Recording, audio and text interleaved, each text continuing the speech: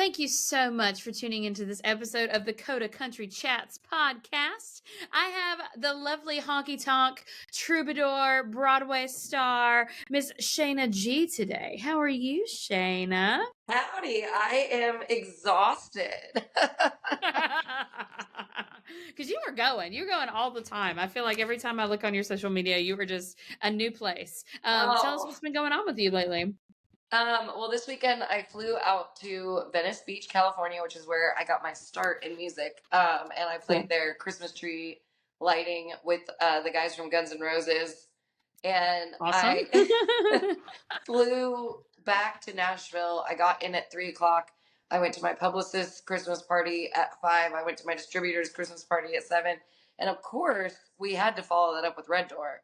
And then I had a meeting at 7 a.m. And now we're here. Well, you were just on the go. Thank you so much for scheduling this time with me, and I love just sharing everything about you. I can't wait to talk with you more about all that you have going on. So let's dive into that a little bit. You released your latest single, Lonely, on December the 6th. Talk to me a little bit about what that song's about, why you decided to write it, everything like that. Lonely. Well, first of all, thank you for listening to it. I appreciate it. Oh my God, I love it. It's so beautiful. Yeah. Counts out there, y'all. That's right. But that song was so therapeutic and cathartic. I do not see a therapist, and I probably should. But instead, you guys get the deepest, darkest parts of my brain. And in July, got broken up with on the same day that my grandpa died. And then my dog died a week later. My car blew up. I had to move in that time. And it was just, I was going through like some changes with producers. And it was just like, it could not be more things going on. And even though I'm constantly surrounded by people, like at the end of the day, you know, you go through some dark thoughts when you're alone. And that kind of just, that song just fell out in a right. Me and Garrett Thorne didn't have anything that we were writing towards. And I just had this line, is it just me or is everybody lonely line? And we kind of just, went from there. It's the first line and the last line of the song. But the hook is the sun comes up even when you're feeling down. And I really, truly believe that, there will always be a brighter day on the other side, even if it rains for a while. That's right. And that's such a beautiful message. I feel like, especially post-pandemic, everybody's just kind of like in this state of, am I going to be okay? You know what I mean? I don't know about you, but I feel like that I've experienced that more and more. Yeah. And since COVID, I feel like this year in particular was the hardest for everybody. No one I know had a good time this year. And I know what you mean. Obviously, there was good moments. And life is always good as long as you're on the other side of the dirt, it's good. But, but nobody had their best year in 2024. And I feel like with the election and with all the negativity in the world, and I don't really believe in the stars, but some crazy 14-year retrograde came to an end of my TikTok algorithm makes sure that I kind of believe in the stars. Just keeping you on your toes, making sure you're up to date on all the hot. Well, the aliens revealed themselves this year, so maybe they can tell us about horoscopes. maybe, because I swear I'm not a horoscope junkie either, but I'm a Pisces, and so there are so many things about my sign and the attributes of that. I really am starting to believe I am mostly a horoscope junkie. It's just, I don't know. Sometimes you just can read what's coming for you. And as vague as I don't know, as vague as that little horoscope reading is, oh my God, it happens. And then you're like, wow, that actually is something that's true. I don't know. For anyone out there that is a horoscope junkie, I'm a Taurus and I'm a Taurus to a T. So it just, somehow the time of year you were born has something to do with your personality, because Lord knows I love a good meal and to be in my bed by 8:00 and ignoring my phone. That is. Oh my gosh. Yes, that sounds like a great time. Okay. Right? So wait, let's go back. All right. So Lonely, December 6th. Then you also dropped like several different singles throughout this past year. I know you're just saying that like 2024 was like not the year, but I feel like for you, you've been on fire, right? Okay. So let's talk a little bit about those. Like Looking for a Little Love. Give me some of the inspiration for that song and kind of where that one came from. Um, all these songs, this is the first year of my whole career that I've consistently released music. So no matter what, I was Awesome. not going to let life get in the way of that. That's awesome. And Yeah. Lookin' was written like 3 days before we went in the studio. We already had the songs picked out, Wow. but it was just such a happy song. And I just felt like it was just so cute and whatever. And it knocked out one of the other songs that was just a little darker. And I write so many dark songs that I was like, I think we need a little positivity in here. And at the Yeah. time, I was in a happy relationship and whatever. And I didn't need, like, I wasn't really looking for a little love, but it was just such a happy little bop. And I just felt like I needed to put out a happy little bop. That's right. And it's so true. Like hearing this song versus Lonely, like it's so cool that you can have that like span of emotions and feel all the feels, you know, especially with your music. Like I really loved hearing that. And then Neon Angel is probably one of my favorites right now. Just because I don't know, it also is like its own little separate vibe, you know. Tell the listeners a little bit about that one too. Yeah, thank you so much. Yeah, that one is becoming a fan favorite. Hello Friday is the favorite of this The year for favorite. sure. I get Yeah. it like requested downtown every single show now Nice. and Yeah. whatever. But like Neon Angel is my second favorite song that I released this year. And it was Yeah. written with Van Andrew, who himself is a TikTok viral. His song "Sad Cowboys and Rock and Roll" I found on TikTok, and I just reached out to him on DMs and was like, "Hey, I really like your song. We both live in Nashville. Would you write with me?" And he actually said yes, and I was like, "Yay!" And I thought this guy's gonna think I'm crazy. He's never gonna talk to me. But he responded a few days later, and we wrote a month later. That was our very first write and our only write. And I cut the song. I asked him if he'd be cool with it because the first line was his idea, and I never want to like cut a song that somebody has their heart set on. And I put it out. It's spinning on the radio in Australia. It's playing in, if you live in Bowling Green, Kentucky, or Akron, Ohio, you can request it on your radio station there. And we're trying to get in more markets in the US, but it's my first song that's officially at radio. And I used to like hate on songs about songs, but when he had that spin it around a cowboy take me away line, I was like, do we write a song about a song? Is that, like is it okay? And he's like, it's kind of cheesy, but if we can do it right, I think it's okay. And we did it, and people like it, so I hope that means we did it right. Fingers crossed. I'm with you though. Like I'm glad you told me that it's a fan favorite because I hear it in the lyrics and in the melody. Like it really is something that's like an earworm, like where you have it in your head and you're like, oh my gosh, this is such a great song. I want to hear it again. So I think you did it really well. Oh, well, you saying that makes my day. Yay. Oh my gosh. But yeah, so many other songs. And then I'm going to tell the listeners because I don't think I've had the chance to kind of talk about where I first saw you. In Nashville, CMA Fest, June 2024. So like not even 6 months ago. I was at the Whiskey Jam at Whiskey Row, one of those afternoon sessions, and I was like, ooh, Sheyna Gee's playing. I'm gonna go up and see her. But you had just played downstairs, like right before that too. So it's just been a Whiskey Row all day. I do both, Yes, yeah, exactly. And you started, I don't remember if it was like the song you started with, or it might have been one of the songs you were closing with. I don't remember, but either way, the song "I Pray" was one of the ones on your set list that day. And it was one of those that I was like, oh man, she is a rock star. And then I'll tell the listeners this too. I went through like looking for it and trying to find it in all the songs that you have out. And I was like, oh no, I can't listen to it again.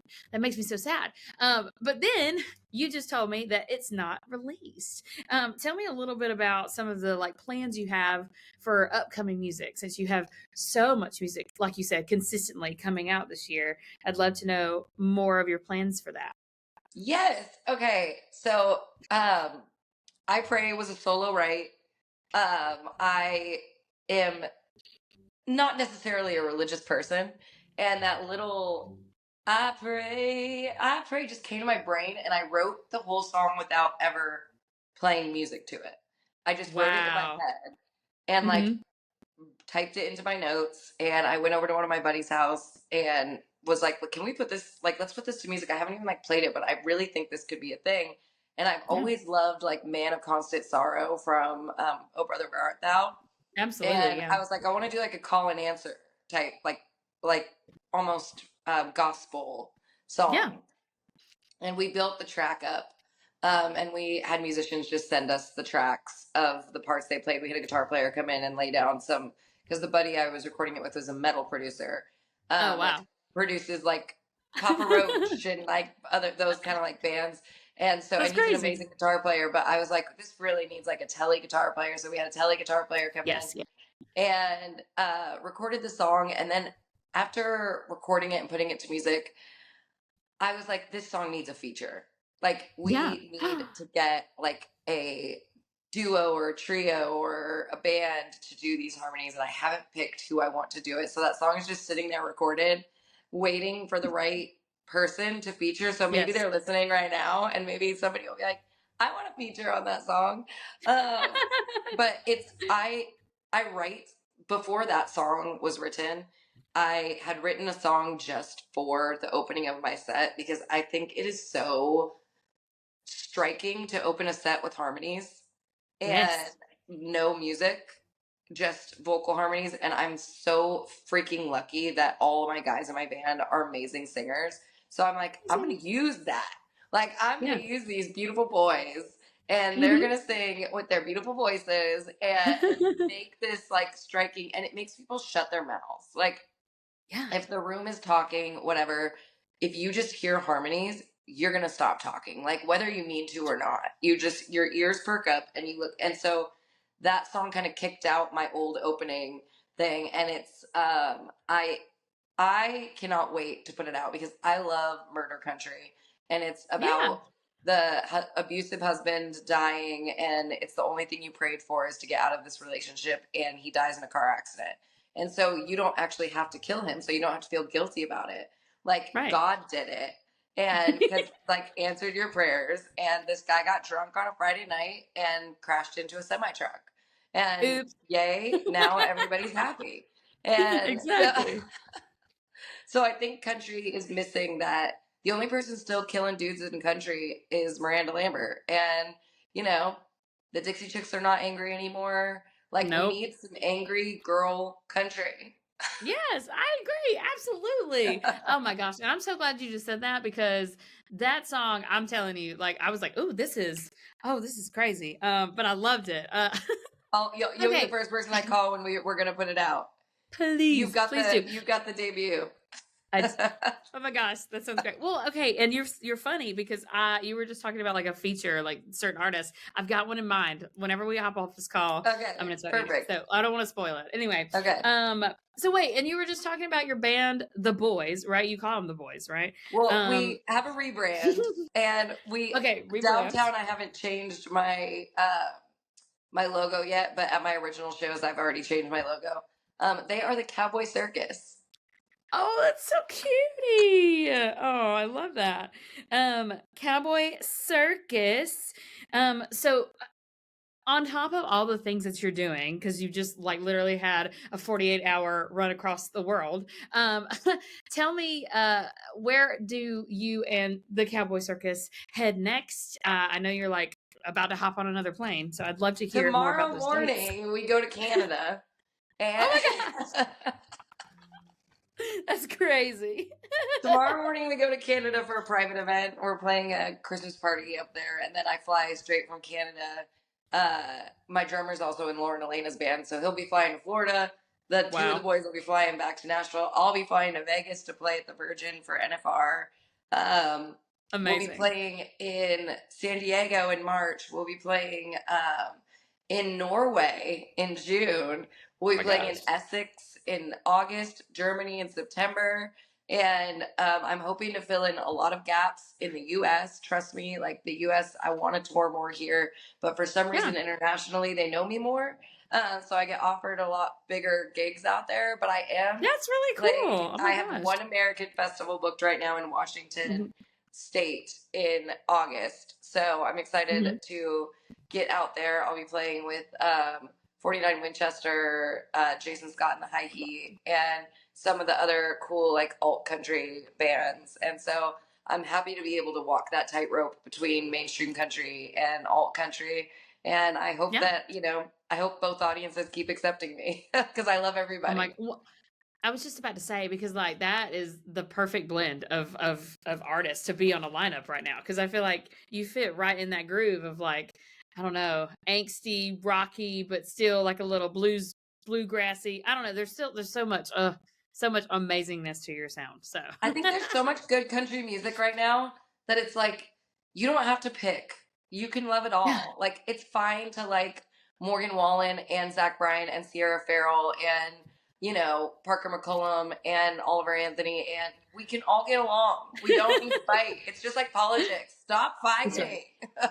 That's so funny that you just brought up Oliver and Parker because of this big, huge debate that's Yes. going on right now. Oh my gosh. Because, okay, so we just talked about a festival too. Like, I don't know. I've seen artists that use like backing tracks and, Yeah. tuning adjusters and blah, blah, blah. Stan Like, I Hunt don't. didn't have a bass player for the first 8 years that he had a band. Like Exactly.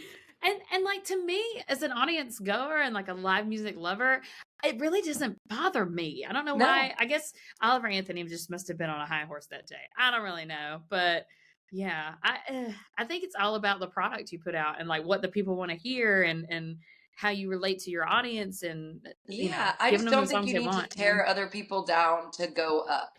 Like that is That's right. just, it doesn't help anybody. No, I agree. Oh my gosh. It's just crazy to me to know like what you said about how, there is room for everyone to love something about country music. If they Yes. don't like this one artist, there's probably another artist like in another subgenre that they can latch onto and love. And I think that's what I really like about the genre anyway, is just that it's so versatile. It's so, I don't know, it's starting to transcend and like, especially with all this like neo traditional stuff that's coming out too, that Zach kind of Top, sounds a little baby. older. Period. Exactly. Yes. Oh, he is so great. Yes. He is Um, so great. That's and something I and I think think everybody can agree with. yes, and to come, I don't know. To me, he may have been around town forever, but like to me, it's like he came out of nowhere and then is There's just no like way tearing he it could up. be around that long. He's only 24. That's what I'm saying. That's what I'm saying. It's crazy. It's crazy for me to see how fast that progression works too. Okay, so Yes. wait, let's talk a little bit about you, because I know that you're originally from like California, and you talked about how you started your career in Venice Beach, everything like that. I'd love to know more about kind of your timeline and just to know where you're coming from, who you learned from, all that kind of stuff. I love that. Well, I've been in Nashville 9 years now. I officially can't Wow. say 8 years anymore because it's 9 years in November. And so I just passed it. So I'm going into my 10th year. And my journey is very long. I started playing guitar when I was 5 years old. Oh, Joined my first band when I was 6. Put out my first like little EP with the girl band when I was 9. cute. And like just never stopped. And I had put out my first solo CD when I was 16, and I used to go down to Venice Beach, sell them on the boardwalk.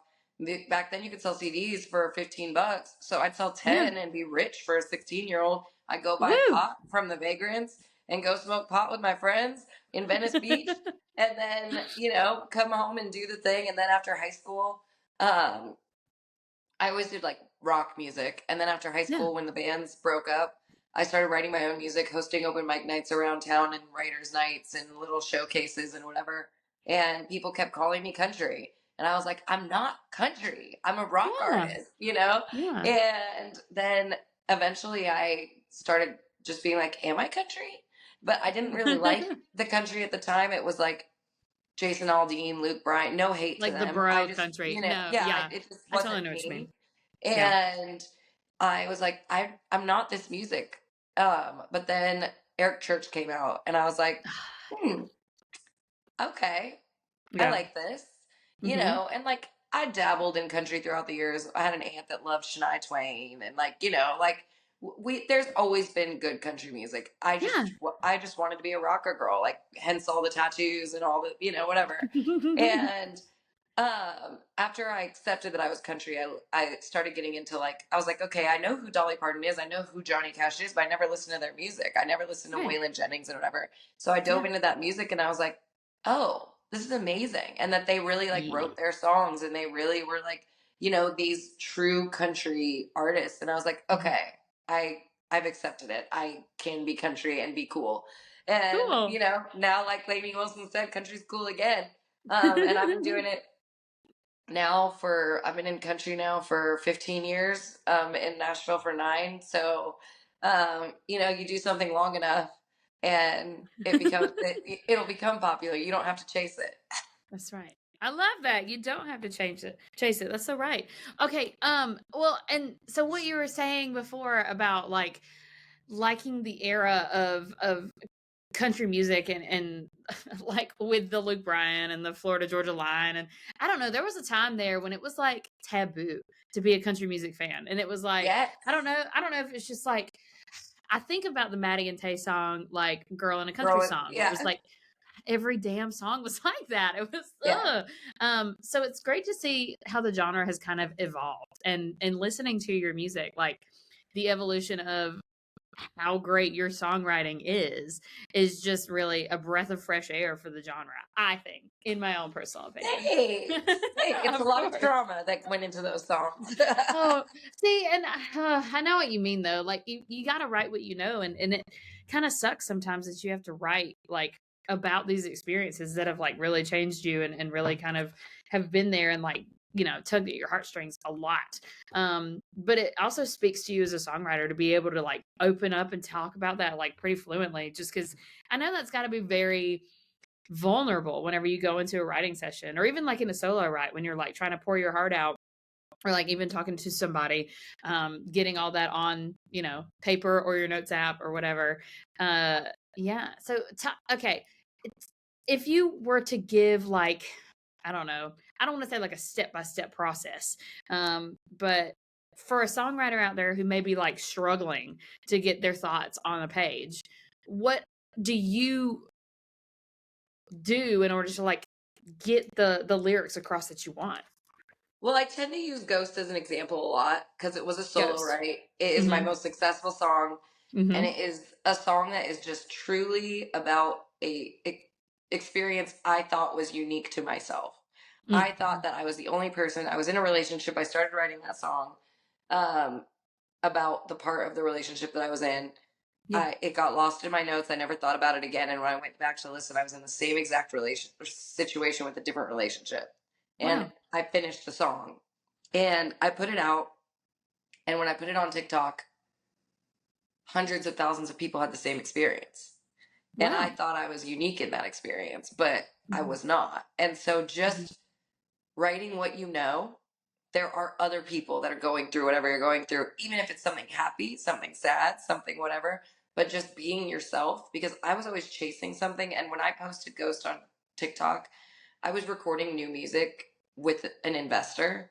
And I thought that none of my music had been successful before because nobody liked it. But it was really because I wasn't putting it out there. And that song was 3 years old. And the investor told me I needed to start practicing posting on TikTok. And so I was posting on TikTok and I was posting what everybody else was doing. And I was posting the get ready with me's and the whatever. Nothing was working. And so they're like, practice with your old music. And I put that song out there, and it was a song I wrote by myself. I produced with an engineer. It was my band on there. It was all just truly my own experience. And that's what went viral. And so, and it's because other people could relate to that and had been in that same situation. And there's a ton of people that can't relate to that, and that's fine. But there are people that can. And even if it's a small percent, the world is huge. So that small percent is still a lot of people. And Mhm. so when you're just being true to who you are, and I was chasing something with this new music, and the test was that I posted the new music because I the guy had put a bunch of money in it. I felt bad. I needed to release the music. None of it resonated with my audience because it was music that I was forcing. And Yeah. so after I tested that, I went back to just releasing what I liked. Because Ghost is just when I was releasing stuff that I just was releasing what I liked. And Yeah. at the time when I recorded Ghost, I was showing it to friends and industry people, and I kept getting the same thing of there was obviously a few people that liked it, but there was quite a few industry people that were saying Mhm. it doesn't sound like anything on the radio. And so I was so Yeah. insecure about it. And it's like, but that's because it's not there yet. Maybe if it was on the radio, it would sound like what's on the radio. But it's not, Right. but I'm not on the radio. So it's never going to sound like that. So I started chasing what was on the Mhm. radio, and it doesn't resonate with my fans because it's not me. Right. And people can see through that. And there's a few people that say, like, Lost and Found is their favorite song, or, that whatever. And that's in the moon and like whatever. But I was chasing a sound during that period. Yeah. And I wrote those songs. So they still are all authentic to me. But I was trying to make a sound that the radio would like, as opposed to Ghost and Lonely and Neon Angel and these songs that I'm now just putting out what I like. And if I Yeah. like it, somebody will like it. Yeah. Exactly. Well, and I'm so glad that you were so honest in that description, because like it's so true that like sometimes if you're, I don't want to say the odd man out, or if you're just different, if you're beating again or beating, to your own beat, drumming to your own beat, that's what I meant. Oh my God. Yeah. Like sometimes people are like, well, it doesn't sound like this, or it doesn't go like this. It doesn't fit the mold. And not everybody has to fit the mold, like nobody wants to be like everybody else, I think. And so, yeah, I think that's why I really enjoy your music, Sheyna. Thanks. But yeah, I just think any artist that's trying to do the thing, don't try so hard. Hmm. Just be yourself. Just Yeah. be. Because you're not what you do, you're who you are. And people can see that. Yeah. That's such an inspirational quote today, I would say. And I think that's a beautiful place for us to just kind of like wrap it up. You aren't what you do, you are who you are. And I love that. That was, wow. Look at you. Those words of wisdom. My gosh. And I feel it. I feel like you just have words of wisdom coming out everywhere and all the time. And that's why you have such amazing songs. Listeners out there, go listen to Sheyna Gee right this second, because I promise you, you will find a song that's gonna speak to you. It may be Lonely, her most recent single, or it may be something further down in the catalog. There are tons of songs that you can listen to, definitely songs that you can vibe to, and something that's probably gonna make your day. Sheyna Gee, before we hop off today, two things. Let the listeners know how they can find you on social media, your website, all that kind of stuff. Yeah. Please stream my music. I need all the streams that I can get. So Spotify, Yep. iTunes, Amazon Music. If you just want to hear me every once in a while, you can make your very own Sheyna Gee Pandora station. Yeah. And then you can find me on my website, www.sheynagee.com, and that's where you will find all of my calendar dates. I only put out my Broadway dates 1 month in advance. So if you don't see a date on there, it's not because I'm not going to be there, but it's because I can only put so many dates on my website without it being crazy. Yes. And then I'm the most active on TikTok for sure. And as long as Mm-hmm. TikTok is still there, I will be on there twice a day, every single Mm-hmm. day. Oh yeah. And that is GEEIS, the number 4 gangster. G is for gangster. And that's the same on Instagram, which is my second most active. And Yep. if you still are on Facebook, I do post on there once or twice a week. Um,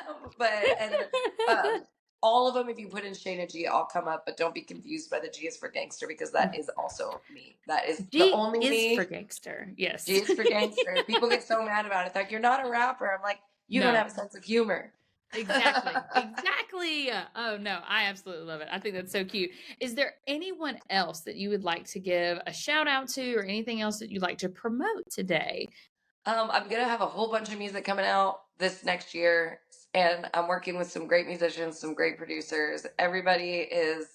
Uh, everybody on board is amazing, and so I'm just excited to have people around me that believe in the project. And I just hope that everybody, I hope to see everybody at a show, because there's nothing like a live show and talking to people in person and touching grass and listening to That's music, right. you know what I mean? And Absolutely. yeah, just stay tuned for at least 6 singles this year, if not more. Oh my gosh. If I didn't think it could get any better, 2025 sounds like an amazing time to listen to Sheyna Gee. Oh my gosh. Y'all, make sure that you listen and check her out on socials. Sheyna, thank you so much for joining us on the show today. Thank you for having me. All right, y'all have a good day.